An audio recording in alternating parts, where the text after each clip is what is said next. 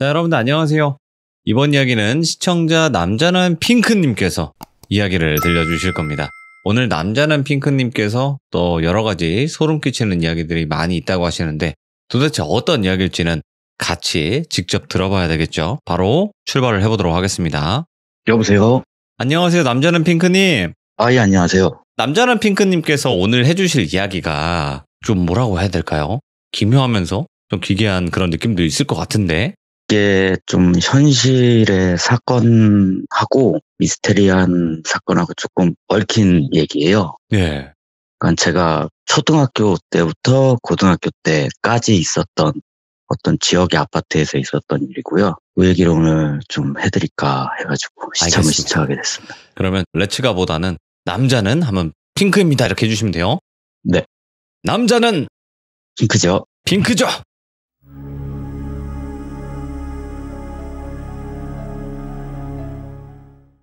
때는 제가 초등학교 5학년 때니까 87년도 정도 됐을 때예요. 그럼 연세가 좀 제가- 있으시네. 예. 나이는 이 숫자에 불과한 거니까요. 그쵸? 네. 당연하죠. 그쵸. 예. 네. 그때 초등학교 5학년 때 제가 지금 이제 금천구로밖에 옛날에 시흥이었던 지역으로 이사를 갔어요. 그래서 그쪽에서 이제 아파트에서 살면서 이상한 것도 좀 보게 되고 거기서 이제 어머니랑 아버지랑 싸움도 많이 일어나고 집안에서 키우던 강아지도 조금 이상한 일도 생기고 그랬던 일들을 풀려고 하는데요. 처음에 제가 연가를 봤을 때 초등학교 1학년? 유치원 초등학교 1학년 그 사이에 제가 봤던 것 같아요. 근데 제가 뭐 그런 거를 봤다라고 이제 어른들이나 사람들한테 얘기하면은 거의 어른들이 얘기하시는 그런 거 있잖아요. 뭐 기가 약해서 그렇다. 네가 뭐 무서운 얘기를 들어서 그렇다.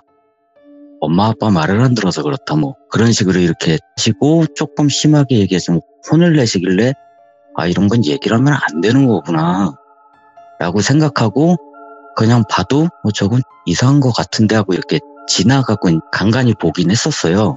그러다가 이제 그 집으로 이사를 가갖고 여기서 이제 처음에는 한 6개월, 7개월까지는 아무런 문제가 없었어요. 연년생 형이 하나 있는데 형도 방이 하나 생겼고 저도 방이 하나 생겼고 어렸을 때 거실도 있고 그런 집에 이제 이사를 딱 가다 보니까 마냥 좋았던 거죠, 그냥. 그래서 막 나도 이제 내 방이 있어 이런 식으로 이렇게 내 책상도 생겼고 내 침대도 생겼어 해가지고 되게 기분 좋았었고 그리고 아버지가 그때 강아지를 한 마리 입양을 해오셨어요. 그래서 강아지도 말도 잘 듣고 6개월 동안 아무런 사건 사고 없이 엄마 아빠랑도 되게 화목하게 지냈었어요. 네. 근데 어느 날부터 화장실을 가려고 이렇게 딱 가면은 제 방 바로 안방이 있고 그 다음에 거실이 있고 화장실이 있는 구조였어요. 그러면 저는 화장실을 가기 위해서는 안방을 지나가야 됐었고요. 그때 당시에는 화장실이 2개 있는 집이 거의 없었으니까요. 하나밖에 그럼요. 없었으니까. 네. 네. 새벽에 이제 화장실을 가려고 그러면 거실에 아버지가 딱 앉아 계세요. 불을 다 끄시고. 이거는 초등학교 때부터 고등학교 때 간간히 봤던 거를 이렇게 섞어서 얘기하는 거예요. 그러니까 초등학교 때도 그랬고 중학교 때도 그랬고 고등학교 때도 그랬고 아버지가 그럴 때마다 사업을 하시는 분이니까 스트레스를 많이 받으시고 속상한 일이 있으셨겠구나. 그리고 아버지가 월말 때 되면 조금 예민하셨어요. 네. 그래서 어머니가 월말 때는 아버지가 예민하니까 말 좀 잘 들어라. 일찍 자라. 숙제 미리 해놔라. 뭐 그런 얘기를 계속 하셔갖고 또 마침 월말 때 되면 꼭 아버지가 그렇게 불을 끄고 계세요. 화장실을 갔다가 이렇게 딱 나왔는데 안방에서 아버지가 나오세요. 뭐야? 저는 분명히 아버지를 봤고 밤이니까 그리고 고개를 숙이고 계시니까 인사를 안 하고 조용히 화장실로 들어갔었고 어린 초등학생이나 뭐 중학생이 소변 넣는 시간이 뭐 오래 걸릴 리가 없잖아요. 금방 누죠, 남자는 또. 그쵸. 그리고 또 문을 열어놓고 문을 닫을 리가 없으니까. 예? 그러니까 인기척 소리도 안 났었고. 그러고 딱 나왔는데 아버지가 안방에서 딱 나오시니까 저는 이게 뭐지? 내가 뭘 본 거지? 처음에 봤을 때 그런 생각을 했어요. 그랬더니 네. 아버지가 뭐해 임마 화장실 갔다 왔으면 빨리 자야지. 근데 거기다 대고 저 방금 아빠를 본 것 같아요. 이렇게 얘기를 하기가 그렇잖아요. 예. 아, 예, 알겠습니다. 그러고 후다닥 제 방으로 들어와서 처음에는 이거 내가 잘못 봤나? 잠결이었나? 이런 생각을 했는데 그런 횟수가 많아지기 시작하는 거예요. 근데 저만 봐요. 이제 형한테 나 이런 일이 있었는데 아빠가 아니었어. 그러면은 형이 이상한 소리 하지 말라고. 말도 안 되는 소리 하지 말고. 그런가? 그리고 또 지나가고 그런 일이 있었고, 그리고 형 방에 제가 카톡을 보내드렸었는데 예. 그걸 보면은 형 방의 구조가 그렇게 돼 있어요.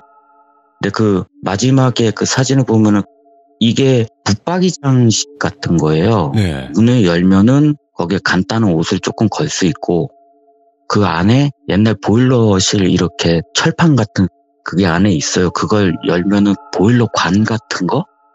그런 게 이렇게 있는 통이에요. 외관하고 내부하고 이렇게 연결된 거를 좀 그런 식으로 마감 처리를 했던 것 같아요. 그 당시 아파트는. 그러니까 이게 잘 안 열려요. 물론 그쪽에서 바람은 들어오긴 들어오죠. 근데 문이 잘 안 열리는데 어렸을 때니까 형 방에서 같이 잘 때도 있고 장난치다가 혼자 잘 때도 있고 그렇잖아요. 그러다 보면은 이게 그 붙박이장이 되게 기분 나쁘게 열려요. 오. 끼익 소리가 날 붙박이장이 아닌데 끼익 하는 소리가 천천히 열리면서 찬바람이 싹 불어와요. 예. 그러면은 그 보일러실 그쪽이 문이 열렸나 싶어갖고 딱 보면 거기 문이 닫혀 있어요. 근데 붙박이장도 그냥 이렇게 여닫이로 여는 게 아니라 걸쇠가 걸리는 형태였거든요. 네. 걸쇠가 걸리면은 웬만해서는 열릴 수가 없어요. 그런 일이 되게 종종 발생을 했고 형이랑 있을 때도 그런 일이 이렇게 종종 발생을 했었어요. 그러면은 형이나 나나 왠지 그걸 닫기가 겁나는 거예요. 무섭고. 네. 그러면 서로 네가 닫어 내가 닫어 네가 닫어 내가 닫어. 형은 이제 동생이니까 네가 닫어. 그러면 내가 이제 동생이니까 막기 싫어서 닫고. 그런 일이 있어갖고 이제 엄마한테 얘기했는데 이제 어른들은 또 그렇게 말씀하시는 거죠. 이게 보일러 배관에 바람이 불면 그걸로 인해 가지고 문이 열린다. 그러면 어린 나이에 이제 또 논리적으로 그 바람이 붙박이장의 문을 열 정도면 이 보일러식의 문도 열려야 되는 거 아니냐. 그건 닫혔는데 어떻게 붙박이장만 열리냐 했더니 그게 바람 틈으로 이렇게 나온다고. 야, 거기가 이게 빠락빠락 대들고 있다. 그러면 이제 또 예 하고 말고. 거기까지는 좀 그렇겠구나 하는 일이었어요. 그리고 이 얘기는 나중에 왜 얘기했는지에 대한 부연 설명이 들어갈 거고요. 네. 이제 제가 중학교로 넘어가고 고등학교 정도로 넘어가는 시기 때부터가 부모님이 좀 다툼이 되게 심해졌어요. 그러니까 언쟁을 펼치는 수준이 아니고 좀 과격한. 그리고 저희 형도 연년생이다 보니까 되게 친했어요. 근데 저희 형도 갑자기 공격적으로 조금 변하고 저도 이제 조금 예민해지고 하물며 키우던 강아지까지 되게 공격적으로 변하게 되더라고요. 근데 형이나 나나 동물들도 주변의 환경으로 인해서 예민해질 수도 있겠구나 그렇게 생각하고 있었는데 거기에 이제 그림 하나 또 보내드린 것 중에서 우리 집 아파트하고 형네 친구네 아파트라는 가운데 놀이터라고 네. 그쪽이 있는데 거기서부터가 조금 제가 좀 무서웠던 게 제 중학교 2학년 말부터 조금씩 보이기 시작했던 게 저희 집이 8층이었어요. 그리고 그쪽 아파트까지 거리는 제 기억에는 한 200-300m 정도 됐던 것 같아요. 네. 거리는 꽤 됐었고요. 저희 집은 커튼을 안 달았었어요. 그러다 보면 이제 또 화장실 가고 하다 보면 밖에 볼 수밖에 없잖아요. 뭐 불빛이 보이고 하니까. 근데 어느 순간 저쪽 반대편 쪽에서 무슨 물체가 나를 보고 있다는 느낌이 들더라고요. 시선이. 그래가지고 아무 생각 없이 그냥 다가섰죠. 네. 근데 어떤 사람이 1층에서 우리 쪽 아파트를 쳐다보고 있어요. 뭐 그럴 수 있는 거니까. 네. 근데 여잔데 한시인데 저 사람이 왜 저쪽에 있을까? 그때 당시에는 연도가 80년 후반이에요. 그때는 밤에 돌아다니는 사람들이 거의 없었어요. 네. 그러고 그냥 잤는데 다음에 또 봤을 때 보니까 그 사람이 2층에서 또 저희 쪽을 쳐다보고 있어요. 예. 시간을 보니까 또 1시에서 2시 사이에. 저 사람은 운동하는 사람인가? 누굴 기다리나? 뭐 남편을 기다리던가 애들을 기다리나? 그런 생각을 하고 또 잤죠. 그게 한 보름 간격으로 보이는데 또 보름째 돼가지고 또 보니까 이번에 3층에서 쳐다보고 있어요. 계속 올라가네? 네. 그때까지는 그냥 그런가 보다 했어요. 그리고 보름이라는 생각도 저는 못했어요. 이게 6층 정도까지 와서 봤는데 이제 슬슬 무서워지기 시작하는 거예요. 예. 그리고 생각을 해보니까 보름 간격이에요. 설마 8층에서 쳐다보진 않겠지. 그러고 나서 이제 잤어요. 보름이 됐는데 제가 이제 압박감이 오는 거예요. 또 볼까봐. 근데 마침 그 시간만 되면 화장실을 가고 싶어요. 참으려고 해도. 안 보고 가려고 했는데 사람이 이게 호기심이 공포를 누른다고 저도 모르게 또 보게 됐죠. 7층에서 또 쳐다보고 있더라고. 이제는 기다렸어요. 다음 15일 날 어디 8층에서 쳐다보나 보자. 그러고 나서 15일이 지났는데 8층에서 쳐다를 봤는데 거기서 제가 조금 기절 아닌 기절을 하게 된 게 여자예요. 그때 당시에는 분명히 그 여자가 나를 쳐다보고 웃고 있었어요. 오. 그 시선을 확실히 느꼈고 웃고 있다고 느꼈어요. 근데 그 웃고 있는 걸로 끝난 게 아니라 아파트 놀이터 있잖아요. 예. 8층이에요. 그쪽으로 이렇게 우리 쪽으로 쓱 오는 거예요. 그러니까 공중에 떠서 오는 거예요. 제가 그걸 보고 기절을 했어요. 깨어나니까 엄마 아빠가 이제 수건으로 이렇게 하면서 왜 그러냐, 뭔 일 있었냐, 뭐 꿈꿨냐, 뭐 했냐 했는데 말을 제대로 못 하겠는 거예요. 설명도 못 하겠고 뭐라고 말도 못 하겠고. 그래서 이제 어버버 하다가 그냥 우야우야 이렇게 지나갔어요. 그 다음에 이제 한 이틀 정도 지났는데 어머니가 밥을 차려주면서 뭔 일 있었냐 하고 사실은 전부터 이렇게 해가지고 했는데 귀신인 것 같다. 이게 점점 이렇게 층층층층 올라오는데 우리 집으로 다가올 것 같다. 나 이거 무섭다. 이거 어떻게 해야 되냐. 커튼 좀 달아줘라. 뭐 해가지고 어머니가 이제 커튼을 달았어요. 그러고 나서 한 보름 정도 안 됐을 때였을 거예요. 비가 되게 많이 왔어요. 그날 마침 부모님이 또 어디를 가셨어요. 그래서 형하고 저밖에 집에 없었는데 형이 일찍 잠을 들었었고 저는 이제 잠을 못 자겠는 거예요. 이상하게 잠도 안 오고. 근데 분명히 창문을 두들기는 소리 있잖아요. 네. 손으로 이렇게. 이거는 비가 치는 소리가 아니에요. 이건 분명히 창문을 똑똑똑똑 두들기는 소리예요. 무슨 소리가 들리는 것 같기도 하고 안 들리는 것 같기도 한데 너무 무서운 거예요.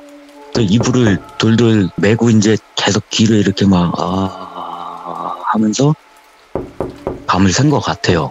예. 아침에 이제 엄마 아빠가 오셨었고 근데 오시면서 한 11시 12시 정도에 오셨는데 오시면서 두 분이 뭐라고 막 얘기를 하시는데 저희 아파트 옆에 층에 할머니가 사셨어요.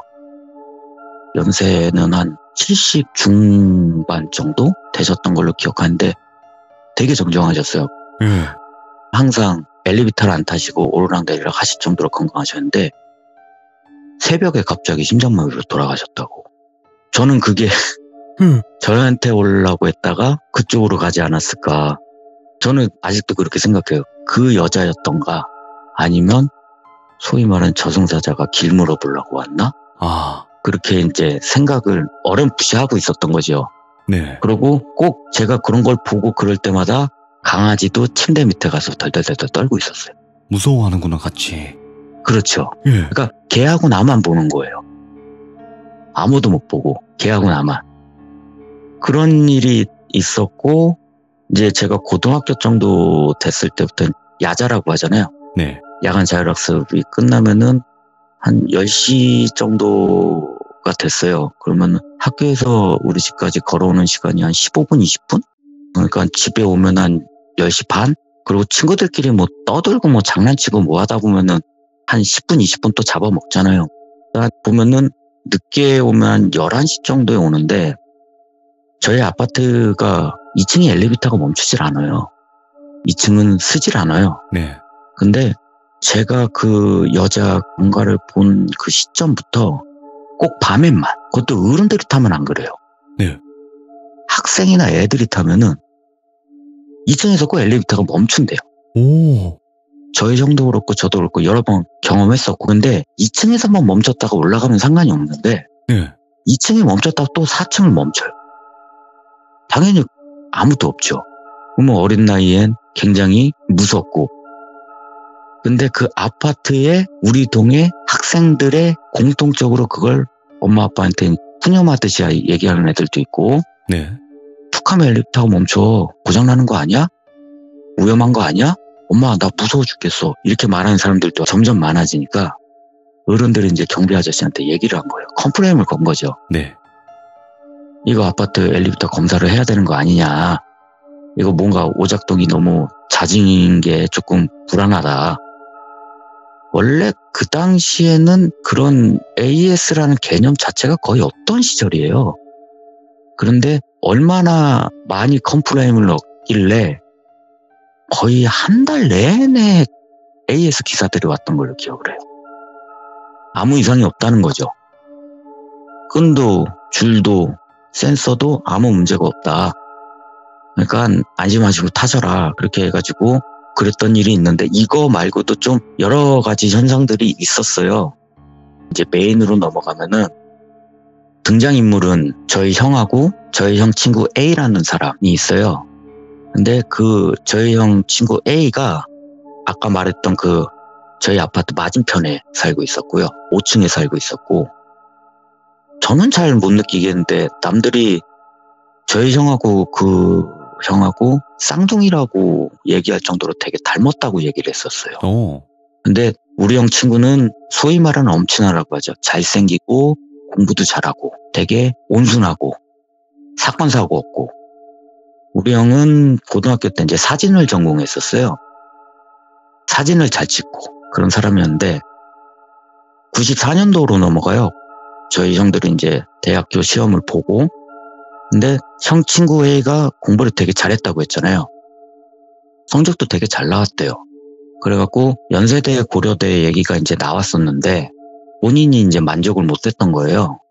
그래갖고 과는 모르겠어요. 근데 제가 1년만 재수를 해서 서울대 가고 싶습니다라고 부모님하고 선생님한테 이렇게 말씀을 드리니까, 선생님 입장에서는 야, 연세대하고 고려대도 좋은 학교인데 굳이 그렇게 1년을 더 고생할 이유가 있니? 그랬더니 저는 서울대 무슨 과를 가서 뭐 이렇게, 아마 제 기억에는 법대 쪽 얘기였던 것 같아요. 네. 뭐 그런 식으로 이렇게 하니까 뭐 폭우도 크고 전교에서 놀던 사람이고 하니까 선생님 입장에서는 그래 뭐 부모님하고 너만 좋다고 그러면 난 네가 걱정이 돼서 그러지 라고 얘기를 했고, 그쪽 부모님한테 얘기했더니 부모님은 은근히 좋아하시죠.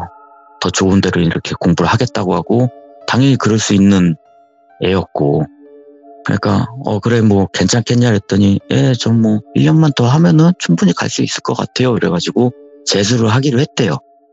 그리고 당연히 저희 형하고 같은 학교였고 같은 반이었고 같이 닮았고 같은 아파트 근처니까 부모님들끼리도 서로 왕래를 자주 했겠죠. 그리고 그때 당시는 왜 TV에서 보면은 한 6시, 7시 되면은 창문 열고 뭐야 밥 먹어라 이렇게 부모님이 부르고, 그럼요. 네, 그리고 부모님이 없으면은 그 친구네 가가지고 같이 이렇게 밥 얻어먹고, 그런 게 되게 비일비재했던 시대였잖아요. 네. 그래서 저도 그 집을 한 4-5번 갔었고, 그러니까 그 형이 그렇게 하기로 하고 나서 친구를 만나서 영화를 보고 오겠다라고 이제 부모님한테 얘기를 해서 용돈을 2만 원을 받았대요. 그때 당시에 영화가 한 5천 원, 6천 원 정도 했었을 거예요. 한 명당. 큰 돈이지. 네. 그쵸. 2만 원이면은 그때 당시에 영화도 보고 밥도 먹고 뭐 할 거 다 했을 시기였으니까. 예. 그 형은 뭐 술, 담배는 아예 하지도 않는 사람이었고. 그래가지고 친구 누구 만나니? 그래서 누구랑 이렇게 만나서 가기로 했어요. 어디서 만나서, 그때는 영화를 보려고 하면 꼭 서울을 나가야 됐었어요. 종로, 종각, 뭐 그렇게 피카드리, 단성사 그런 데를 갔어야 됐었으니까 종로를 가기로 했다 그래가지고 그러면은 뭐 몇 시까지 들어올 거냐 뭐 그런 얘기를 했다고 해요. 근데 저녁이 돼도 그 A라는 형님이 집에 안 들어온 거죠. 네. 그때 당시에는 제 기억에 삐삐가 어른들만 갖고 있을 정도의 고가의 제품에서 한 100만 원 정도? 삐삐가? 그 정도 했었으니까 당연히 학생이 삐삐를 갖고 있을 일은 만무한 거고 공중전화로 전화를 안 하면은 연락을 뭐 어떻게 취할 수 있는 시대가 아니었으니까 마냥 부모님이 혹시 사고 난 거 아닌가 얘가 이럴 애가 아닌데 하고 정정긍긍하고 기다리시다가 저희 집하고 몇 명의 친한 친구 집한테 전화를 하셨었나 봐요. 네. 누구누군데 혹시 만난 적 있냐 연락한 적 있냐 이렇게 물어보고 어머니한테 뭐 이제 형한테 물어봐서 난 모르겠다 뭐 영화 보러 간다고는 들었는데 왜요 안 들어왔대요 이러고 그래서 뭐 들어오겠죠 좀 늦게 들어오겠죠 그때 12시가 넘었는데 12시가 넘어서 안 들어오니까 저희 어머니도 전화를 끊고 걱정을 하신 거죠. 모르는 사람도 아니고 친했으니까 야 혹시 사고 난 거 아니냐 이거 뭐 어떻게 된 거 아니냐 했더니 형이 뭐 별일 있겠어 우리도 이제 성인인데 친구 만나서 뭐 맥주 한잔 하고 하다 보니까 늦나 보지. 근데 그때 당시엔 시내버스가 있는 곳만 있었어요. 그러다 보니까 그런 걸 걱정했던 거죠, 저희 어머니도. 이틀 3일째 됐을 때 그 집에서 경찰에 이제 실종 신고를 하게 돼요. 안 들어오니까. 그러니까 이제 경찰에서는 단순 가출이다. 예, 고등학생이다 보고 이렇게 학업 스트레스를 받다 보니까 가출한 거다. 들어온다 기다려라. 그러니까 이제 어머니는 내 자식은 그런 애가 아니다. 이거 뭔가 잘못된 것 같다. 그랬더니 경찰에서도 솔직히 그런 거 이렇게 얘기한다고 다 수사가 진행될 일 만무하잖아요. 특히 그 시대는 더 그랬던 시대고. 그러니까 좀만 기다려라 하는데 그게 이제 2달 있다가 저희 집에 연락이 와요. 강원도에서 발견이 됐는데 이제 안 좋게 발견이 된 거예요. 돌아가신 거예요. 근데 시신을 확인을 했으면 좋겠는데 신원을 부모님이 이제 너무 심장이 떨려서 못 가겠다. 독자였거든요. 또 그분이 못 가겠다. 난 못 가겠다. 그래갖고 친했던 저희 형하고 그다음에 학교 선생님하고 해가지고 좀 같이 좀 가달라 연락이 와가지고 저희 형하고 선생님하고 그거를 확인하러 강원도까지 가요. 갔다 와서 이제 형이 한 말인데 그 산에 이제 호수 있는 데 쪽에서 발견이 됐대요. 그런데 너무 부어갖고 처음에는 잘 모르겠더래요. 확인도 잘 안 되고 잘 모르겠어갖고 그쪽에서는 어떻게 하지 전 잘 모르겠어 선생님이 이제 얘기하고 있는데 뭐 이렇게 신체적인 특징이나 그런 게 있잖아요. 그런 거하고 그 신원을 확인할 수 있는 게 이제 몇 개가 나왔었나 봐요. 그러다 보니까 그 형인 게 이제 확인이 됐고 한데 좀 미스테리한 게 되게 착실했던 형이에요. 뭐 사건 사고도 없었던 형이고. 그러고 영화를 보러 간다서 어머니한테 2만 원의 용돈을 받았대요. 주머니에서 13,000원의 현금이 나왔어요. 그리고 영화 티켓 한 장이 나왔고요. 그러면은 그때 당시에 금천구에서 서울 가는데 버스하고 뭐 지하철을 탔어도 1,000원 정도 냈겠죠? 그리고 영화 티켓 5,000원 정도 한다고 그러면 그 사람은 돈을 안 쓴 거예요. 근데 강원도를 갔대요. 그러면은 뭘로 갔으며 왜 굳이 강원도까지 가서 그런 선택을 했겠냐. 그러고 저희 형이나 선생님이나 그쪽 부모님이 강하게 경찰한테 어필할 수 있었던 게 멍자국이라고 하잖아요. 온 몸이 다 멍이었대요. 그러니까 누군가한테 구타를 당한 거 아니냐 이거.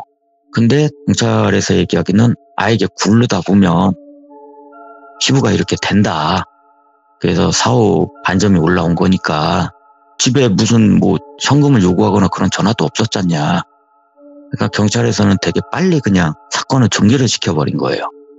근데 그 가슴은 아프고 조금 마음은 속상하고 그래도 저희는 이런 말은 좀 그거하지만 당사자가 아니다 보니까 시간이 지나니까 저희는 이제 점점점 잊혀져 가는 거죠.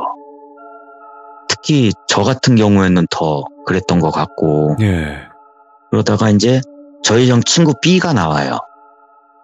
저희 형 친구 B하고 그 B의 여자친구가 저희 집은 놀러 오게 되는데, 여기서 이제 형 친구 B의 여자친구를 좀 간단하게 설명을 드리자면은, 그분이 고등학교로 중퇴를 했어요. 그러고 얼굴을 왼쪽을 반을 이렇게 좀 가리고 다녔었고, 그래가지고 뭔 일이 있는지 묻고는 싶은데 묻지는 못하고 있는데, 한 서너 번 만났을 때 얘기를 해주더라고요. 그러니까 엄마랑 고등학교 1학년 때 육교를 이렇게 지나가고 있었대요. 근데 어떤 남자분이 어머니하고 그 여자분을 딱 보고 이러시더래요. 그러니까 어머니는 모르는 사람이 자기네 쪽을 쳐다보고, 육교에서 그렇게 3명밖에 없었으니까 모르는 사람이 자기 쳐다보고 그렇게 하니까 기분이 안 좋잖아요. 괜히 시비 거는 거일 수도 있고, 아무리 대낮이라도. 그래가지고 딸을 이렇게 손을 잡고 빨리 가자는 식으로 이렇게 땡겼대요.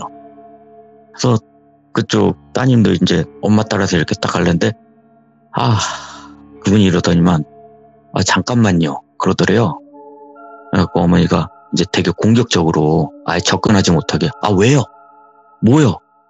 그랬더니, 오해하지 마시고 어머니, 나쁘게 했지 마시고, 됐다고, 다 필요 없다고. 저 뭐 종교 그런 거 안 믿고, 그러고 뭐 그런 거 없다고. 그냥 가시라고. 저희 집은 돈도 없고. 이랬더니, 그게 아니라, 그랬더니 어머니가 아예 그냥 듣고 싶지 않으니까 그냥 가라고 하면서, 빨리 가자 해서 딸을 이렇게 딱 잡아 당기는데, 그 여자분이 좀 느낌이 좀 그랬대요. 뭔가 이렇게 가기가 모르겠대요. 왠지 그랬대요.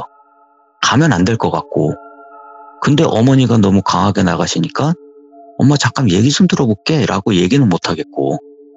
근데 그분이 얼른 종이에다가 전화번호를 몇 개를 이렇게 딱 주면서, 뭔 일이 있을 거다. 전화해라. 나 이상한 사람 아니다. 꼭 전화해라. 이제 그렇게 얘기하고 있는 그 찰나에도 어머니 입장에서는, 왜 이렇게 안 와? 누구누구 빨리 안 와? 이렇게 이제 소리를 지르신 거예요. 엄마 가요. 이러면서 갔대요. 그러고 나서 시간이 지났는데 아버지가 사업이 되게 잘 되고 있었대요. 근데 아버지 사업이 점점 기울고, 그러다가 아버지 사업이 부도가 나고, 그러고 멀쩡했던 오빠가 갑자기 교통사고가 나서 다리 한쪽이 잘못되고, 그리고 친가 외가에서 사람이 돌아가시고, 그런 나쁜 일이 하나둘씩 생기더래요. 그래갖고 엄마가 이제 기도도 해보고, 절에 가서 이제 기도도 해보고, 그렇게 하는데 그 여자분이 갑자기 이제 아프기 시작하더래요. 갑자기 머리가 깨질 것처럼 아프고, 속을 다 뒤집어 놓는 것처럼 아프고, 모든 창자가 다 끄집어내는 고통을 되게 느꼈대요.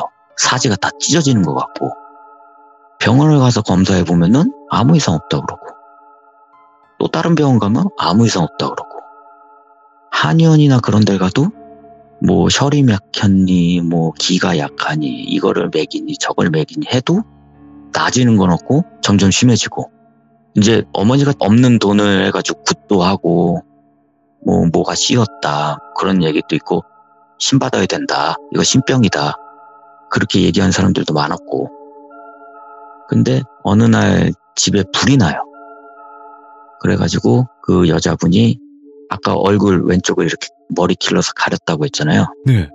얼굴이 이제 흉터가 남을 정도로, 좀 심하게 남을 정도로 얼굴하고 다른 몸도 화상을 많이 입었나 봐요. 그래가지고 이제 병원에 이렇게 입원해 있는데, 어느 순간 정신을 딱 차려보고 보니까 갑자기 육교에서 만났던 그 아저씨 생각이 나더래요. 예. 그래가지고 엄마한테, 엄마 있잖아, 엄마 그 몇 개월 전에 그 아저씨 기억나? 그랬더니, 누구? 우리 이렇게 지나가는데 그 말 걸었던 아저씨. 근데 왜? 그래서 솔직히 그 아저씨한테 내가 연락처를 받았다. 내 다이어리 그쪽에 있다. 엄마 한번 집에 가서 찾아봐라. 우리 진짜 뭐 할 수 있는 거 없는 거 다 해봐야 되는 거 아니냐. 나 죽을 것 같다 진짜. 이렇게 못 살겠다. 아빠도 이렇게 되고, 고모도 이렇게 되고, 뭐 외숙모도 이렇게 되고, 오빠도 이렇게 되고, 이거 뭔가 좀 찝찝하다. 그러니까 지푸라기라 또 잡자는 신용으로. 근데 집에 불이 났잖아요. 그게 과연 남아있을까? 라는 생각인데, 다이어리만 멀쩡하게 남아있더래. 다른 건 다 탔는데 꼭 다이어리만 누가 이렇게 보호한 것처럼 그것만 깨끗하게 안 탔더래요. 네. 또 다이얼을 보니까 쪽지가 전화번호가 있길래 전화를 딱 했더니 그분이 단번에 지금 어디에 있냐고. 그래서 지금 어디 병원에 있다. 했더니 내가 가겠다고. 그래서 그분이 오셨대요. 그래서 딱 보면서 여기에 있을 거 아니라고. 여기 있는다고 해서 달라지는 거 없으니까 빨리 이렇게 어느 정도 정리되면은 자기한테 다시 넘어와서 전화를 해라. 그러니까 뭐 당장 갈 수는 없잖아요. 그래도 어느 정도 치료를 해야 되고. 그래가지고 거기서 6개월 정도를 치료를 했대요. 그동안 간간히 이렇게 그분도 오시고 통화도 하고. 그러니까 그분이 법사셨대요. 근데 그분 얘기가 6개월 지나서 올라가서 가고 있는데 되게 기분 나쁘고 되게 찝찝한 냄새가 어디서 풍겨오더라. 그래서 봤더니 반대쪽에서 너하고 어머니가 올라오는데 네 쪽 등에 네 또래 애가 엎혀갖고 너를 진짜 죽일 듯이 째려보더라. 근데 그때 딱 생각이 드는 게 고등학교 1학년 때 이제 반장을 했는데 친하지도 않은 그냥 반 친구예요. 반 친구가 교통사고가 나서 이렇게 하늘나라로 간 거예요. 근데 되게 심하게 사고가 났대요. 수습이 다 안 될 정도로. 그러니까 이제 장례식장에 대표로 가게 된 거죠. 선생님하고 이제 친했던 친구하고 그분하고 해가지고 마지막 장지라고 하잖아요. 이제 다 붓고 이렇게 화장하고 이렇게 뿌리고 뭐 하는 데까지 다 간 다음에 어떻게 하다 보니까 그거를 들고 그 집에 갖다 놓게 됐대요. 네. 그쪽 유가족들하고. 진짜 안 친했대요. 얼굴만 아는 사이였대요. 근데 그 집에 딱 들어갔는데 문을 딱 여는데 그 친구 사진하고 그런 게 이렇게 책상에 있었나 봐요. 갑자기 서럽더래요. 거의 1시간을 펑펑 울었대요. 왜 그렇게 서러운지 기억이 안 난대요. 너무 서럽고 너무 그립고 그런 마음이 막 밀려오더래요. 복받쳐 오더래요. 진짜 그때 설명으로는 우리 아버지가 돌아가셔도 그렇게는 안 울었을 것 같다고. 근데 그런 감정이 갑자기 오더래요. 거의 탈진할 정도로 울었대요. 그러니까 주변에서 어떻게 뭐 말리지도 못할 정도로 우니까 진짜 누가 봐도 굉장히 친했나 보다. 너무 각별한 사이였나 보다. 이렇게 본 거예요. 그래서 오히려 그쪽 유가족들은 오히려 더 고맙다고 얘기하고 내 딸 잘 갔을 것 같다고 너무 고맙다고 이렇게 얘기하고 선생님하고 친구들 부축을 받고 집에 왔대요. 그런 얘기 딱 하니까 법사님이 얘기가 이게 그렇게 어린 나이에 네. 너무 안 좋게 순식간에 갔잖냐. 얼마나 억울하겠냐. 진짜 이 세상을 떠나고 싶겠냐. 그러니까 걔는 혼자 가기 싫었을 거다. 근데 네가 자기를 위해서 그렇게 울어주니까 얘를 데리고 가야 되겠구나. 얘랑 가면은 내가 조금 덜 억울하겠다. 라는 생각이 든 것 같고 그 한이 너무 강하다 보니까 주변의 여파를 그렇게 생긴 것 같다. 그러니까 모든 이제 학업이나 모든 거를 다 정리를 하고 내 밑에서 좀 기도하고 해야 될 것 같다. 이거는 순식간에 떨쳐버릴 수 있는 애가 아니다. 네. 라고 얘기를 해서 그분 밑에서 한 1년인가 1년 반 정도를 기도도 하고 간단한 테마나 그런 거를 이렇게 많이 배웠다고 하더라고요. 그래가지고 이제 병원에서 사고 나고 뭐 해가지고 6개월 그렇게 해서 그분이랑 1년 반 이렇게 해서 한 2년이라는 시간을 그분을 이제 날린 거죠. 그래서 어떻게 해가지고 이제 학교를 아는 사람 통하고 이렇게 줄을 다 가지고 이제 학교를 다시 들어가게 됐대요. 근데 얼마나 기분 좋겠어요. 학교 생활을 하고 싶었던 사람이 속세를 벗어나서 있다가 학교를 다시 갔으니까. 근데 얼굴을 아무리 가려도 시끌시끌 보일 거 아니에요. 왜 소문이라는 게 되게 막 이상하게 커지잖아요. 그럼요. 그러니까 그분한테 이제 상처 입는 소문들이 되게 많은 와중에 그래도 친한 친구 몇 명이 생겼었나 봐요. 그리고 또 그 법사님 밑에 있으면서 웬만한 영가들은 감히 이제 그 사람한테 다가오지 못할 정도의 내공 스킬? 그런 게 쌓였다고 하더라고요. 뭐 그런 게 있는 건지 잘 모르겠는데. 근데 이제 그분이 숙소에 내려갈 때 딱 한 가지만 명심을 해라. 다른 거 다 괜찮다. 웬만한 잡기나 웬만한 원한기는 너한테 근처도 못 간다. 근데 어느 순간이 될지는 나도 모르겠지만 검정색 물체가 보일 때가 있을 거래요. 그건 저승사자다. 네 명줄이 간당간당하다. 그러니까 외줄타기 하는 꼴이래요. 선은 있는데 언제 떨어질지 모르는, 아직 네가 건너가고 있는 과정이기 때문에 그 안에서 저승사자가 나타날 수도 있으니 만약에 검은 물체가 보이면 대적하려고 하지 말고 눈 마주치면 안 되니 눈을 깔고 바로 나한테 오던가, 나한테 바로 못 오면 연락을 빨리 해라 라는 그 말만 당부하셨대요. 그래서 이제 친구들하고 이제 사귀고 이렇게 잘 지내고 뭐 몇 개월 동안 아무 일 없으니까 그 사람은 잊은 거예요. 뭐 주변에 보이던 뭐 연가나 그런 건 뭐 맨날 보이는 거니까 무서울 것도 없는 거고. 그래서 친구들이랑 도서관을 처음으로 갔대요. 도서관에 가갖고 11시 정도 12시 넘어가는 시간에 공부를 하려고 자리에 딱 앉았는데 뭐가 저쪽 복도에서 시큰시큰 보이더래요.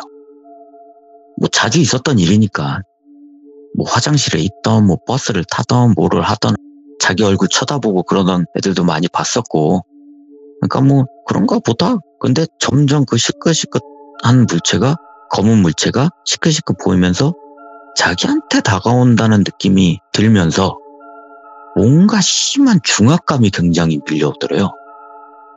가슴을 이렇게 콕 누르듯이. 그래가지고 이렇게 살짝 봤는데 완전 검했대요. 순간 딱 드는 게, 아, 이게 법사님이 말한 저승사자구나 라고 딱 머릿속에 드는 생각, 몸이 떨리면서 아무것도 못하고 굳어버렸대요. 그냥 도망갈 생각도 못하고 일어나야지 뭐 아무것도 못하고 그냥 덜덜덜덜 떨면서 이렇게 딱 있는데, 그때 마침 친구가 옆에 서 있는데 애가 갑자기 몸을 막 부들부들 떠니까, 야 누구누구야 왜 그래 이러면서 어깨를 탁 치는 순간 그게 풀린 거예요. 땅만 보고 무작정 뛰어나왔대요. 그냥 가방이고 뭐고 다 팽개치고 뛰어나가고 바로 법사님한테 전화하고 다시 또 숙제 떠나서 또 들어갔다. 그래서 거기서 또 몇 년 지나다 와서 저는요 학교 생활이 없어요. 그렇게 말했던 분이에요. 근데 그분이 이제 저희 집을 딱 놀러 왔는데, 물론 저희 형 보러 온 거지 저 보러 온 건 아니겠죠. 문은 제가 열어줬고 저희 형이 화장실에 있었어요. 문을 딱 열고 그 형 친구 B는 워낙 어렸을 때부터 친했으니까 그분은 저는 왠지 무서웠어요. 그 느껴지는 포스가 눈매도 무섭고 오. 진짜 뭐 이렇게 말하면 안 되는데 되게 다크하다고 해야 되나? 네. 분명히 화장이나 옷도 되게 화사하게 입고 있는데 굉장히 풍기는 그게 되게 다크했어요. 기에 눌렸다. 좀 이런 느낌. 네, 완전히 저는 기에 눌렸었어요. 오. 그때. 그러니까 우리 형 친구 B가 되게 쫄보거든요. 근데 둘이 사귄다는 게 매치가 안 될 정도였으니까. 근데 갑자기 그 여자분이 인상을 팍 쓰면서 이래요. 저는 어느 정도 내용 알잖아요. 근데 그 사람 귀신도 볼 줄 안다는 사람이 인상을 쓰면서 하니까 왜요? 뭐 있어요? 했더니 아 머리 아프네. 이래요. 그러니까 이제 형 친구 B가 왜 그래? 왜? 그랬더니 아 잠깐만 가만히 있어봐. 이때 이제 우리 형이 딱 나왔어요.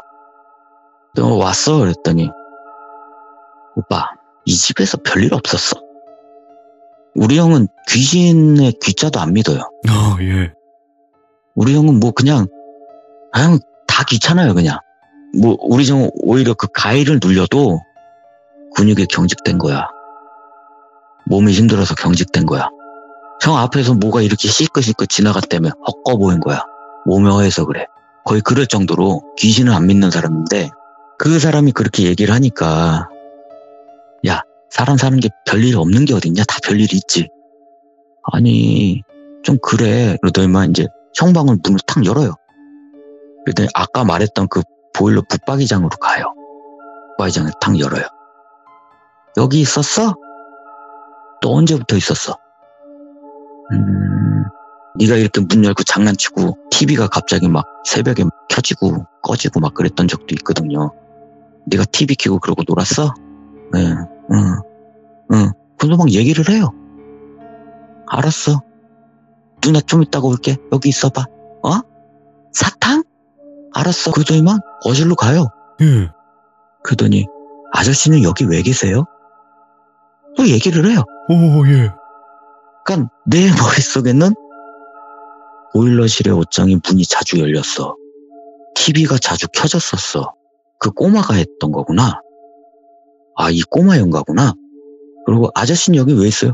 아, 아빠를 봤어. 이게 아빠가 아니라 저 아저씨구나. 이제 매치가 되는 거예요. 오. 저는 사건 사고가 있었던 이벤트가 있었던 게 그 여자가 얘기하는 거하고 매치가 되는 거예요. 아. 하나 둘씩. 그리고 그 여자가 뭐 이렇게 딱 얘기하더니만 이거 큰일 났네? 이래요. 내가 그 사람이 누나가 아니거든요. 예. 내가 너무 당황해서 누나 왜요? 누나 뭐 큰일 냈어요? 그랬더니 그분이 저희 형방으로 가요. 저희 형이 아까 말했잖아요. 고등학교 때 사진을 전공했다 그랬잖아요. 네네. 저희 형이 친구들하고 한 20명하고 사진을 찍어서 인화한 사진을 문 앞에다가 붙여놓은 사진이 있어요. 네. 사진을 딱 보더니만 한 명을 딱 집으면서 이 사람은 여기 있으면 안 돼. 그 사람이 아까 우리 형이랑 쌍둥이라고 말했던 그 친구분을 찍으면서 얘기하는 거예요. 아, 이분 되게 안 좋게 돌아가셨다. 오. 아, 근데 여기 있으면 안 되는데. 꼬마하고 그 아저씨는 별로 우리한테 해를 안 가한대요. 근데 우리 형하고 비슷하게 닮았던 그때 그 강원도에서 이렇게 돌아가셨다는 네. 그분, 영가가 형을 따라서 우리 집에 왔는데 이분은 너무 안 좋게 돌아가셔갖고 이분은 이대로 그냥 있으면 안 된대요. 집안에 무슨 일이 생길 거래요. 그러고 오빠 진짜 이 집에서 있으면서 막 부모님이나 오빠나 뭐 이렇게 싸움 일어나거나 괜히 예민해지거나 뭐 다치거나 뭐 그런 일 없었어? 오. 딱 그 말을 하는데 저는 계속 다 매치가 되는 거예요. 미쳤다, 진짜. 네, 부모님이 예민해서 갑자기 격하게 싸우시고 예. 그렇게 나한테 잘해주던 형이 갑자기 깡패가 되는 것처럼 나한테 막대하고 강아지랑 나랑은 비 맞은 개처럼 맨날 이렇게 쭈그리고 이불 속에 들어가서 벌벌 떨고 있고 매달렸어요. 어떻게 해야 돼요, 누나? 오, 살려주세요. 진짜 어떻게 해야 돼요? 저 죽을 것 같아요. 전 다 봤어요. 그러니까 거의 그거 있죠. 믿습니다. 전 당신을 믿습니다. 거의 그 수준이 된 거예요. 예. 우리 정은 진짜 밥이나 먹어 배고파. 그러니까 이제 분위기가 그러니까 우선 밥은 먹는데 이 밥이 들어가요. 저는 미치겠는 건데. 그러고 나서 좀 얘기하고 영화 보고 그다음에 밤이 돼가지고 형 친구하고 여자친구분하고 집에 간다고 이제 나갔어요. 따라 나갔죠. 인사한다는 그 핑계로 가서 내려가면서 이제 저요 엘리베이터에서도 봤었고요. 저 계단에서도 봤었고요. 여기서도 봤었고 이랬더니 좀 보일 거래요. 간간히. 좀 그런 끼가 있대요. 네. 근데 크게 걱정할 건 아닌데 이런 것 쪽에 관심을 갖지 마라. 산 사람이 죽은 사람이랑 같이 근처에 있는 거는 물론 공존하면서 산다. 네. 근데 구집이 찾아서 가고 구집이 찾아서 들으려고 하지 마라. 안 좋다. 자꾸 보이고 자주 한다는 게 좋은 게 아니에요. 예, 그러니까 이건 어떻게 해야 돼요? 이게 안 들리는 거예요. 저는. 아니, 내 지금 당장에 죽을 것 같은데 내 지금 훗날 미래를 생각해서 뭐예요? 그러니까 이건 어떻게 해야 돼요? 그랬더니 그 형을 닮은 분의 사진을 다 찾아서 다 태우래요. 그러고 이사를 가래요. 이 집은 그분뿐만 아니라 별로 안 좋대요. 네. 그러면서 사진을 안 태우면 어떻게 돼요? 했더니 따라올 거래요. 100% 따라온대요. 그래가지고 알았다고. 그런 다음에 이제 올라갔죠. 형한테 형 사진을 태워야 된대. 입방망이 맞았어요. 그래서 정신을 못 차린다고. 말도 안 되는 소리를 하고 있냐고. 그러니까 이해가 가는 게 우리 형한테는 추억인 거예요. 그렇죠. 예. 예. 내가 찍고 내가 직접 인화를 해서 내가 추억을 하는 건데 그러고 나는 그 애가 죽었어도 죽은 게 나는 믿기지가 않은데 뭘 태우고 자시고 하냐. 이상한 소리 하지 마라. 네, 알겠습니다. 저희 어머니를 이제 포섭을 하려고 했죠. 네.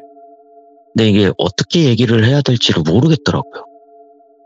뭐 있었던 얘기 한다고 해서 이게 너무 허무맹랑한 얘기잖아요.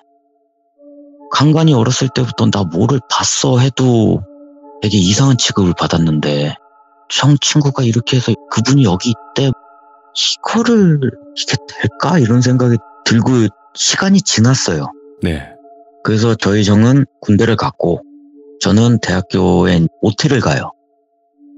OT를 갔다 왔는데 집에 다른 사람이 있어요. 어? 얘기도 안 하시고 이사를 가신 거예요. 부모님이. 예. 그 이틀 사이에 얼마나 급했으면 정확히 부모님은 뭐라고 얘기는 안 하세요. 근데 제가 볼 땐 뭔가 사건이 터졌던 것 같아요. 그렇지 않고서야 그 이틀 사이에 그러게? 갑자기 이사를 간다는 거는 앞뒤가 안 맞아. 뭐 부모님은 여러 번 여쭤봤을 때 그렇게 말씀하셨거든. 예. 얘기 안 했어? 난 얘기한 줄 알았지. 제가 집을 어떻게 찾아갔냐면은 집을 딱 들어가려고 했는데 문이 잠겨갖고 배를 눌렀더니 어떤 아줌마가 나와요. 네. 누구세요? 우리 엄마 친구세요? 그래서 들어가려니까 너 누구니? 저 여기 사는 아들인데요? 그랬더니 이틀 전에 이사 간 그 집 아들이구나. 근데 너 여기로 왜 왔니? 왜? 이러고 있는데 옆집에서 아줌마가 나와서 핑크야 너 여기 왜 왔어? 아줌마 우리 이사 갔어요? 엄마 아빠가 얘기 안 했어? 네. 그래가지고 할아버지한테 연락을 해서 할아버지가 너네 분당으로 이사 갔어. 오. 그래서 주소를 받고 택시를 타갖고 집을 찾아갔어요. 예. 근데 그 얘기만 하면은 함구를 하세요. 갈만하니까 갔겠지. 근데 지금은 아버지가 안 계시는데 예. 아버지 친구분 중에 지간 하시는 분이 계셨었거든요.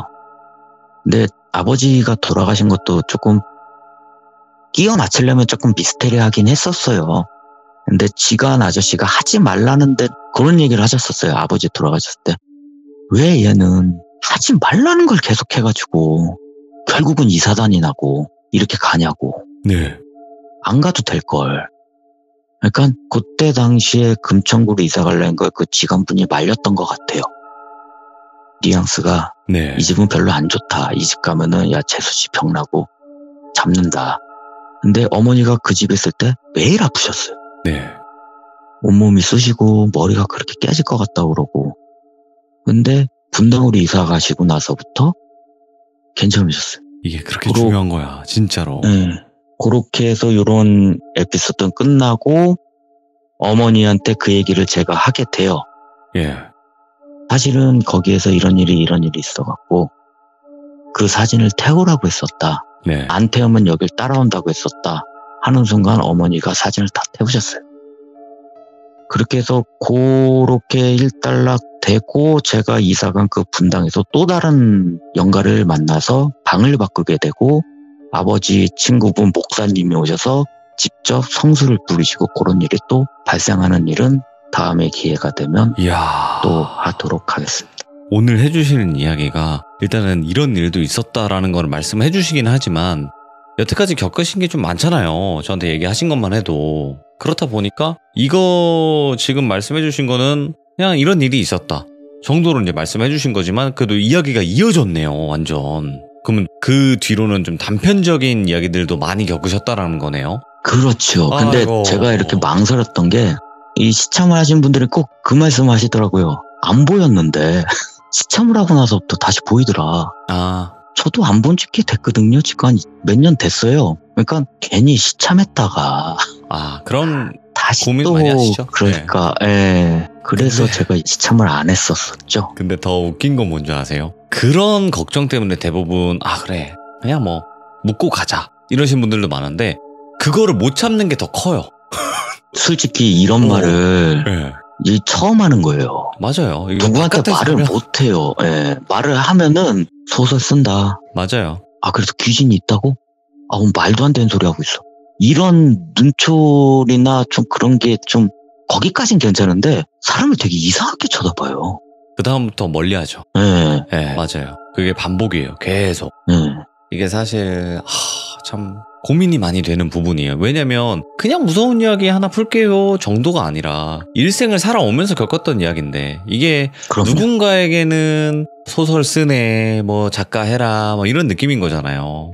네. 예, 그렇게 쉽게 치부가 되는 거고. 하지만 저는 그런 생각이 있어요. 그렇게 치부할 사람은 어쩔 수 없어요. 그것까지는 저희 방송에서 어떻게 포용을 할 수 있는 부분은 아니라고 생각을 하고, 그나마 믿어주시는 분들이 어느 정도의 자세를 가지고 들어주신단 말이에요. 네, 그나마 이 돌비 시청자분들은 그쵸. 그래도 댓글이나 그런 걸 보면 그래도 많이 공감해 주시려고 하고 맞아요. 많이 이렇게 해주셔갖고 용기를 내서 얘기를 하게 됐습니다. 아유, 너무 잘 해주셨고, 이렇게 시참을 마무리를 잘 해주셔서 다시 한번 감사드리고, 오늘도 네. 남자는 핑크였습니다. 감사합니다.